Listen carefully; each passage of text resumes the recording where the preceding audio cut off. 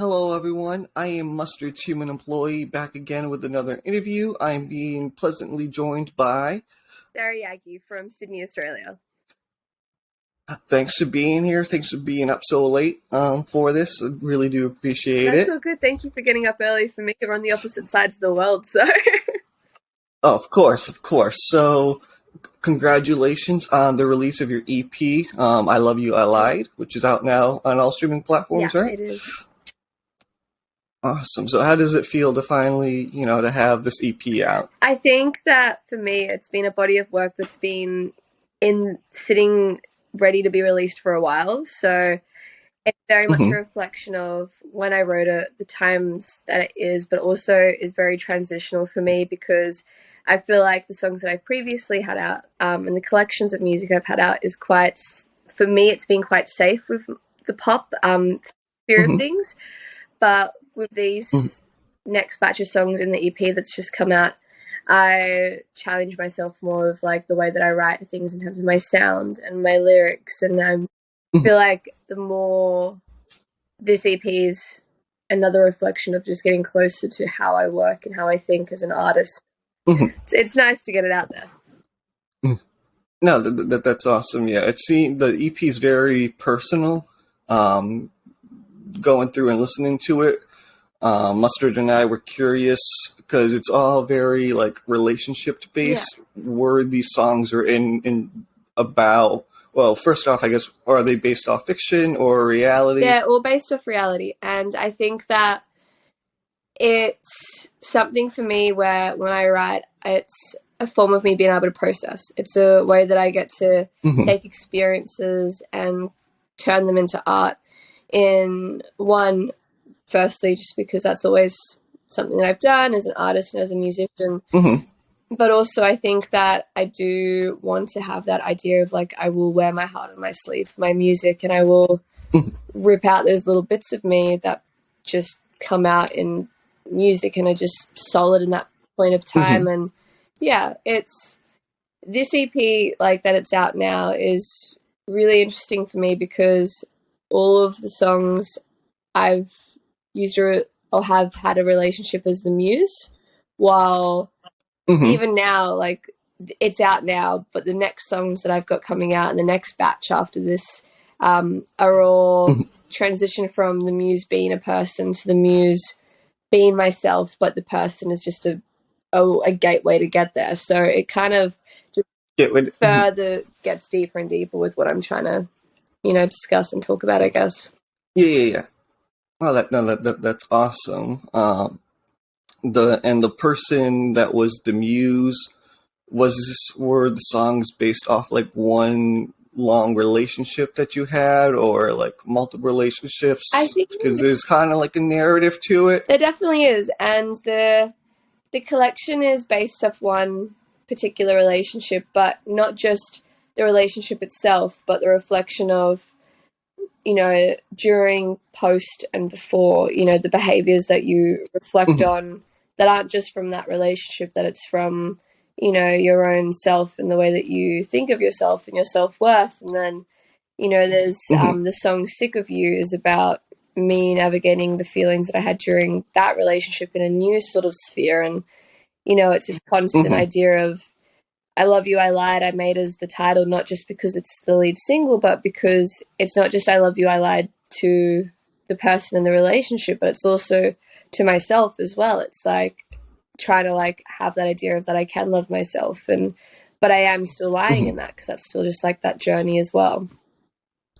Does that make sense? Yeah, I was gonna. No, that makes sense. I was gonna ask you about the title name because when I was listening to it, when Mustard and I were listening to it, we were wondering, was that like a phrase that you said to them, or they said to you, or or if it was just inspired by what you just said. Yeah, it's the song itself, the single. Oh, sorry, that's my cat. He just No, that's gets okay. zoomies. The I Love You, I Lied, the song is about me saying that to the person, and the fact that when you say I love you to someone, but that there's that part of you, it's like, I actually don't think I do, or even more so that I don't really know what that feels like anymore, or if it had ever felt like that. And the decision to make it the EP title was more of that self-reflection. The self-reflection, no, and that's good. Mustard's observed that, it's good when humans self-reflect because a lot comes from it. And like you said, you mentioned the transition into the more like self-love, trying to figure out more who you are. So that's really exciting. Exactly. And I think it's still definitely a process for me. And oh my gosh, sorry, my cat is so distracting. He's just looking at me. What No are worries. you doing? I'm like, I don't know. No worries. But yeah, I think that it's still something that I'm practicing. It's still something that I'm trying to be better at in my music. And I think that, the CP I Love You, I Lied, it was interesting because it was a very big, thought process for me of like what song was the single, what song leads it, because the tracks, the most, I dare say digestible pop one is Sick of You. The one that is the most popular live out of the EP is a song called Ecstasy that's on there. Oh, yeah. And that's the most popular one live. And then the most, I guess, single sounding one is I Love You, I Lied. But my personal favorite is Truly. And I think Truly for me is a personal favorite because it is a very, like, the way that I think about situations in music, and it just grabs that so perfectly. And the way that I write the lyrics in that, like, I was really proud of the way that I was able to describe that story and that situation and craft that. So that's a bit of there's a crowd favorite. Yeah. No. And there's my favorite. Yeah, no, I remember when Mustard and I listened to it, really connecting to Truly, because it kind of like felt like a movie in a way, or like, the TV shows are happening, the narrative arc is, the story's finishing up, and then, it transitions so well into I Love You, I Lied, too.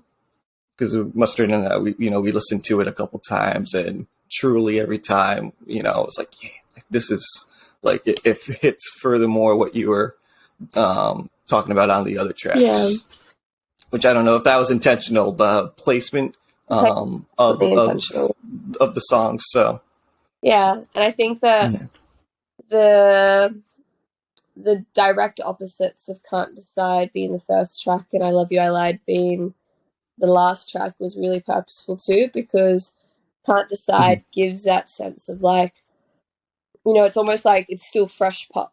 It's still fresh pop. There's this like innocence that's in it still.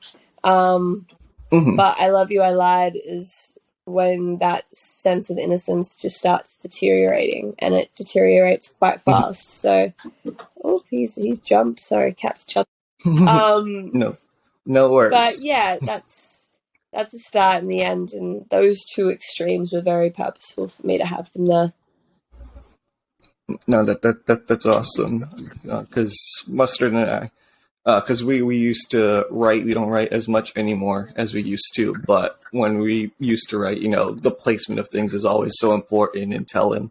And I know we've spoken before on Music Shelf. I don't remember if we asked you this, but when it comes to songwriting, do you have like a lyric that pops in your head? Like, do you focus on the beginning first and then the end, or just, how's your process working again? My process always stems from melody. I'll think of a melody, and if I'm just not trying to write and I'm just having like my day-to-day sort of life, I'll always be thinking about melody and the lyrics. So from there, the lyrics will kind of come as they are, and even when I'm sitting down to write, I will find a basic chord progression. I won't stress about it too much because my main thing is just getting the melody out.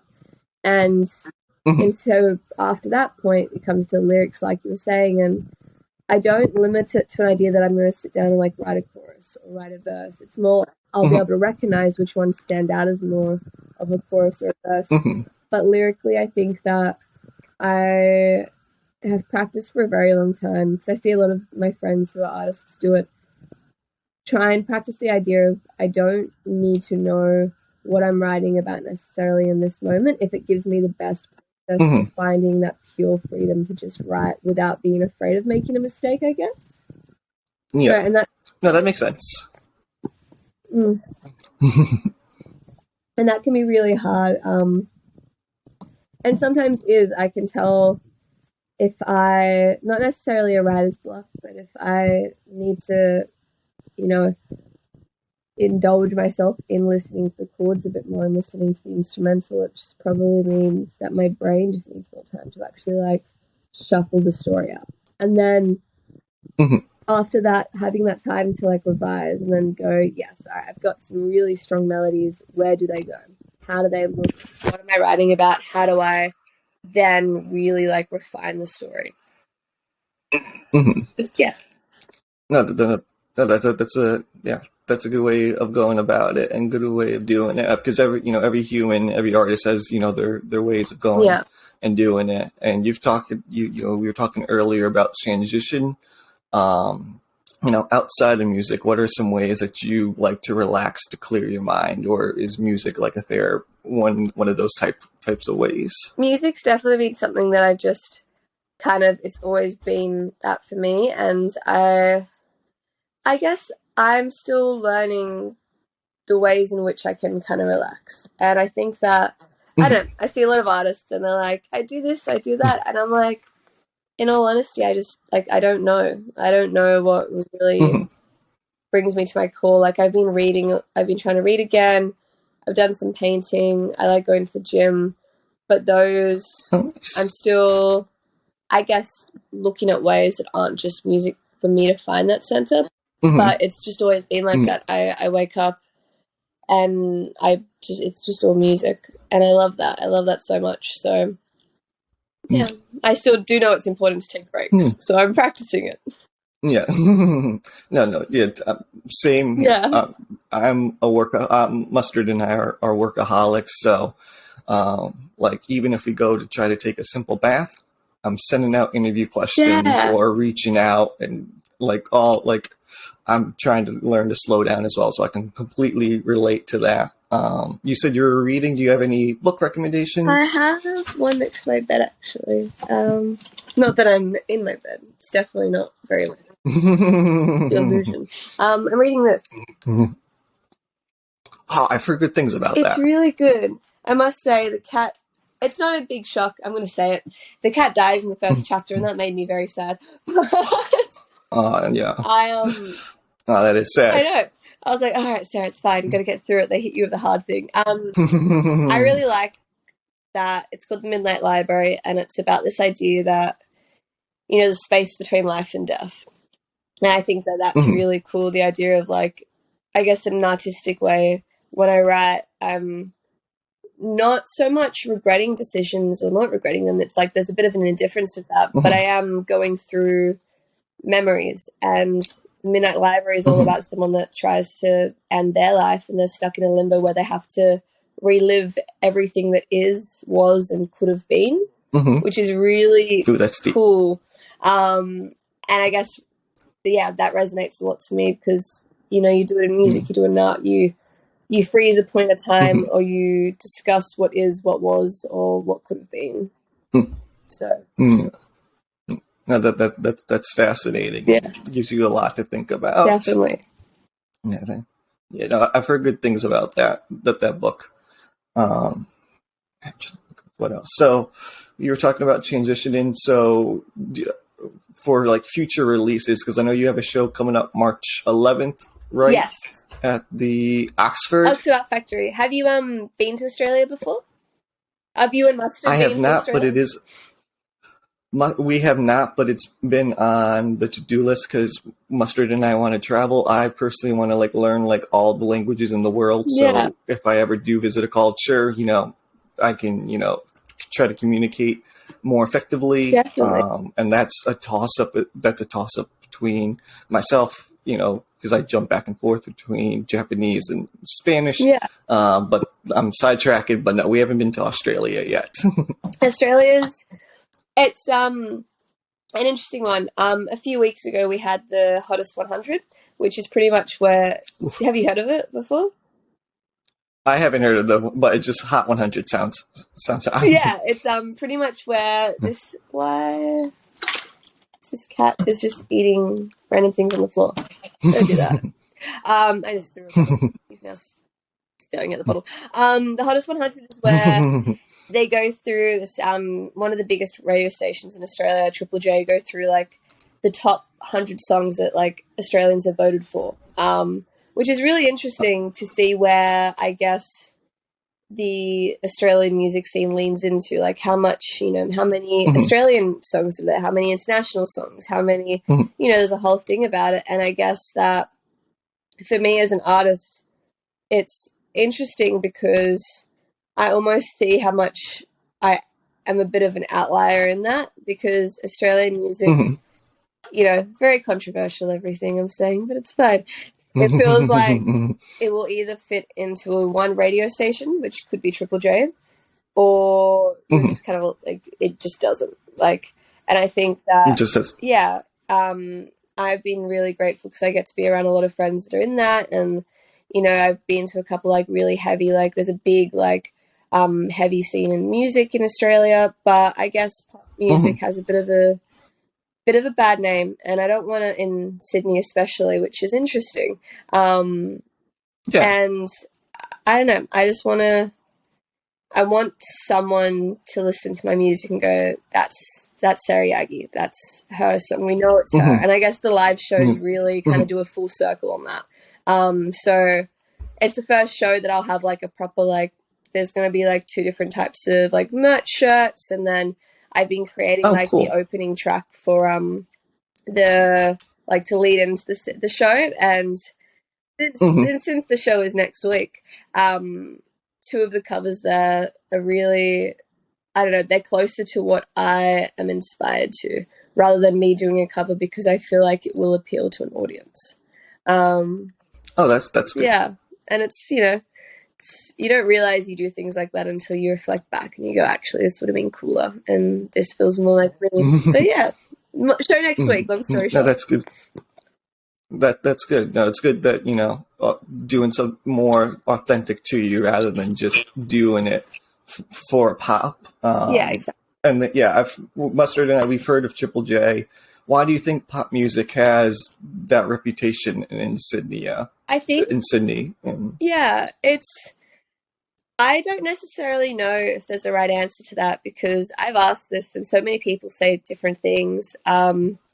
Personally, I feel like pop music, people think that it doesn't have a lot of, I guess, like layers to it almost. Like there's no, if it's pop music that's too bubblegummy, then it feels tacky. If it's pop music that's slower or has more interest, it's it's hard to listen to. If there's nothing you can really win with it. While if you're a heavy band, you do heavy shits. Am I allowed to swear? I just swore. Yeah. Amazing. I was like, ooh. You can curse.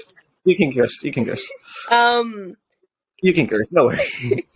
But if you're like a jazz or like something like that, like it's cool. And Triple J is very much your indie bands. Like everything sounds very like, it's the garagey almost. Like they've definitely like gotten a bunch more stations out, a bunch more programs to show like different things. But I think pop music has a bad rap because it's a lot of the times compared to mainstream commercial radio, and it comes across as like almost tacky and done before, which I don't want at all with my stuff. And I don't know, it's that's sort of why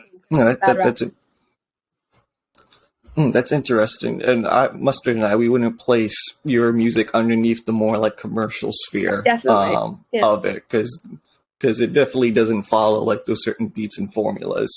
But no, that's interesting to think about radio play and who determines that and why. Yeah. And, that's like a whole other conversation too. It's a whole other conversation. I think that it's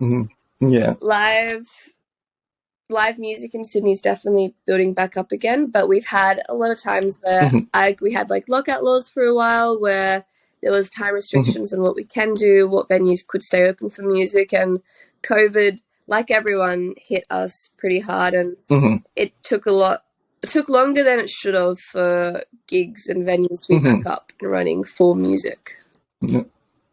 You know, and that's starting back up now. Yeah, definitely. And I think that I'm excited to go to a lot more live shows. And, you know, I am also going, not just the March show, but between March and May, I'm going to try and do at Mhm. least like 10, 11 shows as like a part of a tour. So we've already got all the dates Oh, there. nice. It's just waiting for Mhm. venues to confirm this and that. And, you know, Yeah, yeah. that's, No, it's a process. it's definitely a process. Yeah. Mm, yeah, it's a process. Yeah, and then will you be debuting new songs there? Because I think on like one of your Instagram captions, like brand new songs, brand new EP, something like that. Are you going to be teasing, those songs at these shows? Definitely. So the set list Hmm. for the show, it's all of the songs, they're all from the EP, or they're songs that are Hmm. like after the EP that haven't come out yet. Okay. And then there's a few from especially, what are we, 2023, 2021 that are like favorites. So Oh, Rewind is cool. a really popular one that I'll be doing that I love. Ecstasy, of course, because it's part of the EP. Hmm. And it's everyone loves that song live. And yeah, the songs after this EP will be debuted too. Awesome. That's awesome. And then will your next release, because I don't, you don't have to share too much, but just will your next release, will it follow like a similar narrative to the EP I Love You, I Lied, like the transformation aspect you were talking about? Or will It's it be like completely something different? not completely different, but it definitely gets a lot darker in the sense that there is a lack of, this EP, I Love You, I Lied, still has a sense of hope. It still has a sense of there may be better. But I think Hmm. after the EP that just came out, it's all about, well, I don't really think it is anymore. So what do we do? And that's been really interesting to write about, like probably the biggest influence with the songs that are coming out after the EP today is Hmm. Joji. A lot of Joji's music inspired Okay. me in the way that lyrically and soundscape and the certain ideas and aspects and themes that are necessarily pretty taboo. And I kind of want to challenge that. I definitely do. So yeah, that's sort of where Oh, those that's songs are leading awesome. into. That's awesome. And then you just mentioned taboo. Is Australia, when it comes to like, I guess, censorship and things, is there like, obviously there must be, certain things that artists purposely hold back on, and because they're nervous or afraid about how like the government or somebody will respond, or venues or something like that. Yeah, I think that I haven't seen a lot of backlash, particularly with that. It's more the idea that it's taboo that no one really writes about it. Like, I feel like a lot of this next couple of songs after this EP, they're all about the idea of like, when someone focuses on someone else for their muse, for their Hmm. pain, well, what if they're like just removing them and realizing that that actually reflects straight back at you? So, like, I guess So, yeah. the songs that I feel like I'm bringing out after this, which are taboo, with the idea that I don't agree with the listener. Like, I'm not comforting them, Hmm. I'm almost challenging them and bringing Hmm. them to a feeling that maybe they don't want to feel is real. Hmm. So, yeah.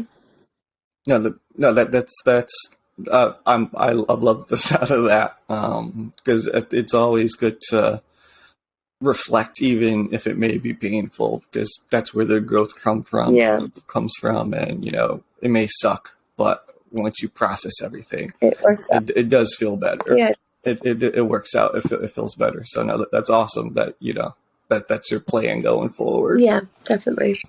Mm. Mm. And then, not to backtrack, but That's okay.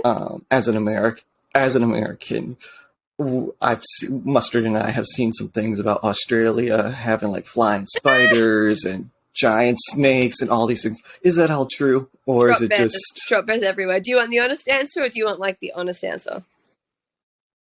Give me the honest answer, the first one, Alright. without the air quotes. So I live close to like the CBD.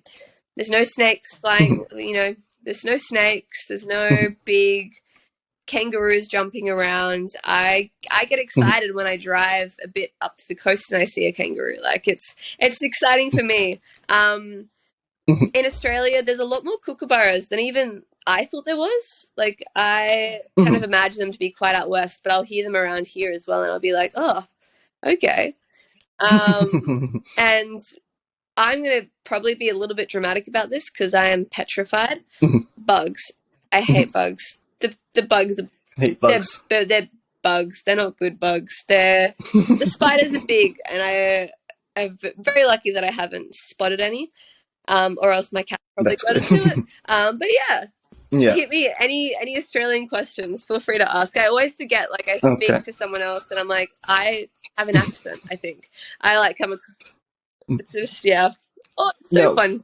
No, I wish I was good at accents. I can't do them. I minored in theater, can't do an accent for the life of me. But okay, so I guess another Australian stereotypical question off the top of my head. What are your thoughts on Marmite and Vegemite? Is that the thing there, or? Yeah, I love Vegemite. Sorry, I didn't mean to interrupt. Marmite. No, it's okay.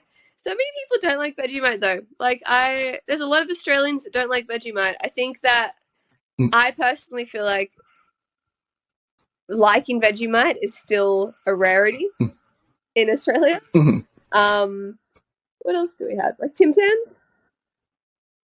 Don't have Tim Tams here, I don't think. But you know what a Tim Tam is? I've heard of it, yeah. It's a pretty good chocolate thicky. Anyways. Yeah. Yeah. Actually, I'm trying to think of what's in the grocery store now. No, I don't think we have them here. Do you have? This is going to be so dumb. Nutella. No, yes, we do. We do have Nutella. Yeah, we do have that. There's a couple of cool like American candy stores that you'll see here, and there'll be some stuff that I'm like, marshmallow spread.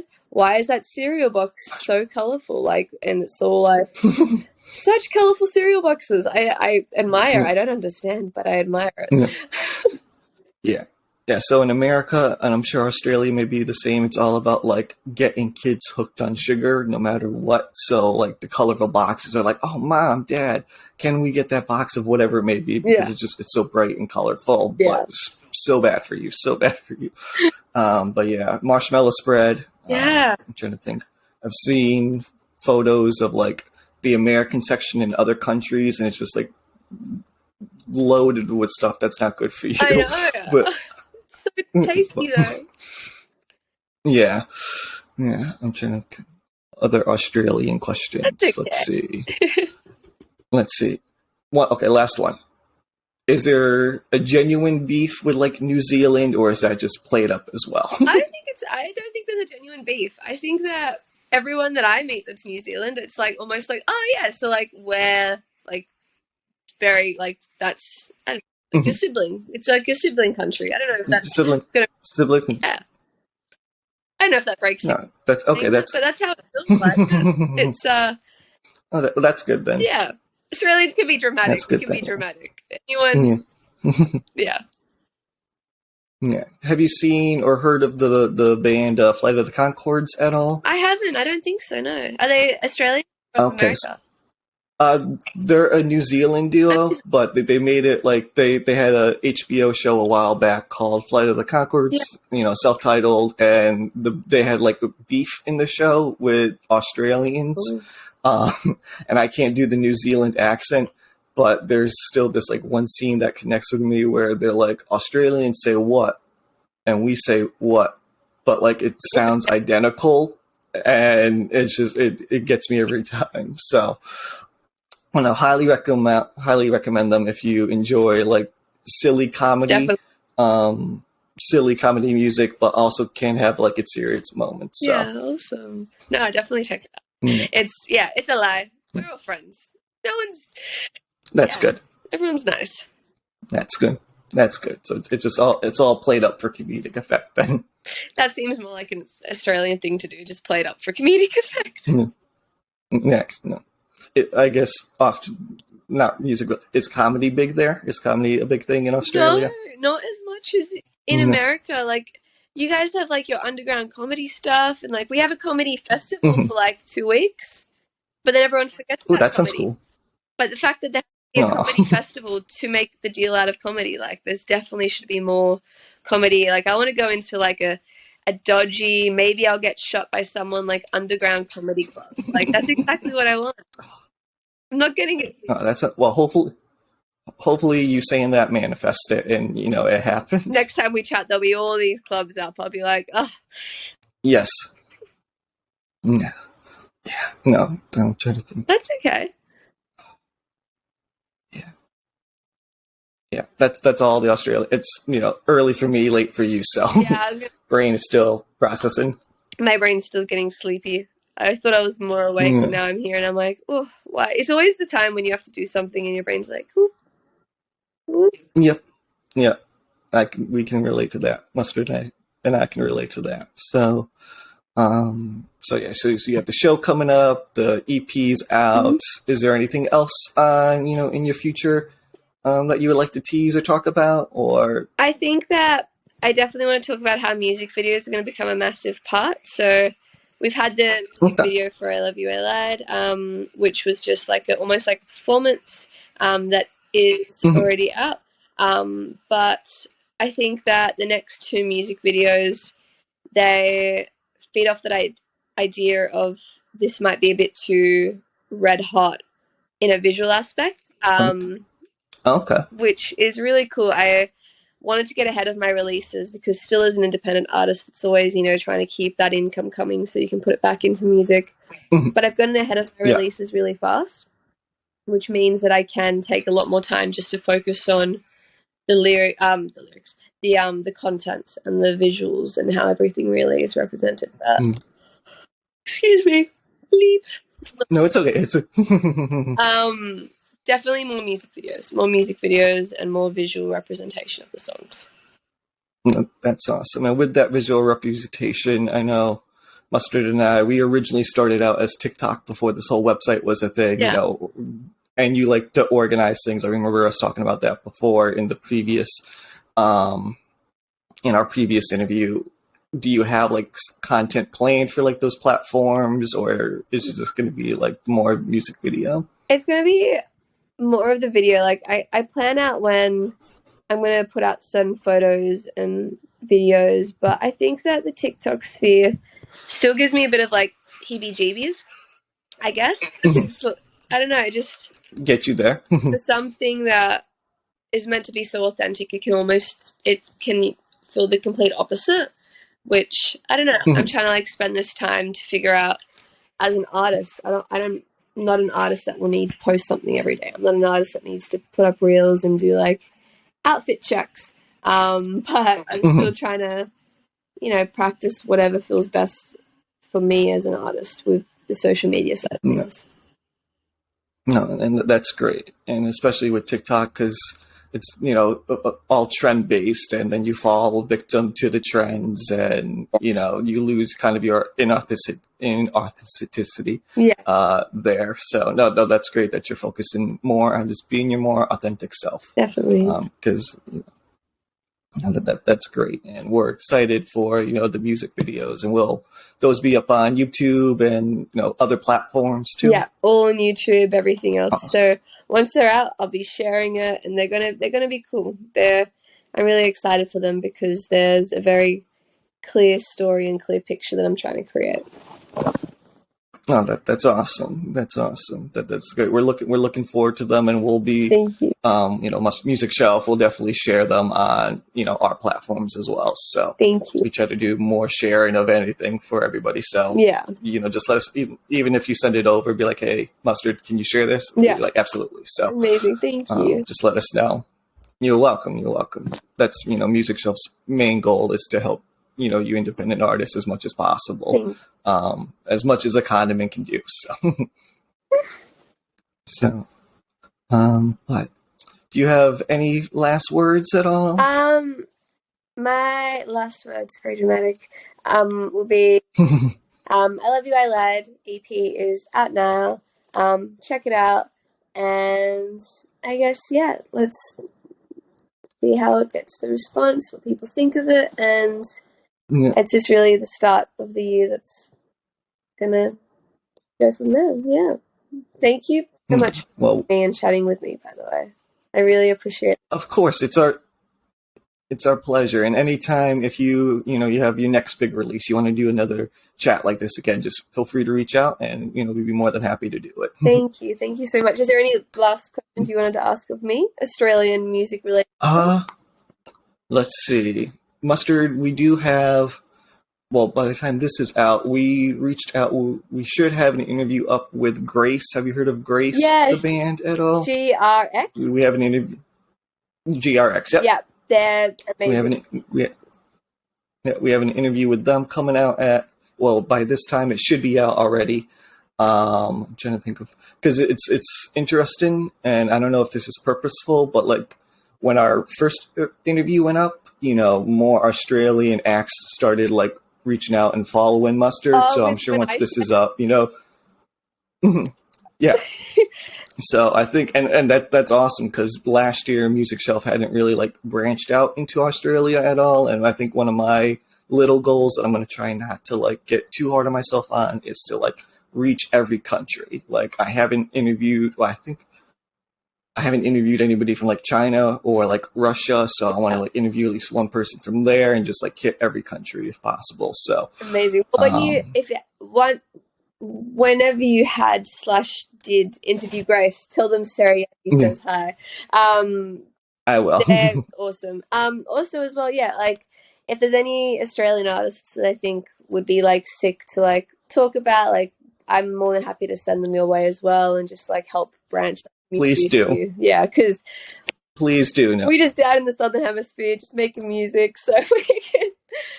No, please do. Thank you. Please do, because Mustard and I, we like to listen to everything. Like on our off time, we listen to like a lot of Japanese city pop. Yeah, that's it. Just because it just it makes us feel good. So yeah, please do reach out and send over some names that you think Music Shelf would be a good fit for, and we happily reach out. So definitely, thank you so much. Of course. And everybody watching this, pause it and go listen to I Love You, I Lied, my YouTuber moment. The link to that is in the description below. So you can go, pull it up on Spotify, Deezer, Apple type. There's like millions of them. But yeah, go listen to it now. You heard, go listen. All right. Well, it was a pleasure having you. Thank you so much. It was a pleasure being able to speak to you, not on Instagram. Yes. All right, well, I'll let you go get some sleep, or stay up. I don't know if you're a night owl. I'm good. But no, thank you again.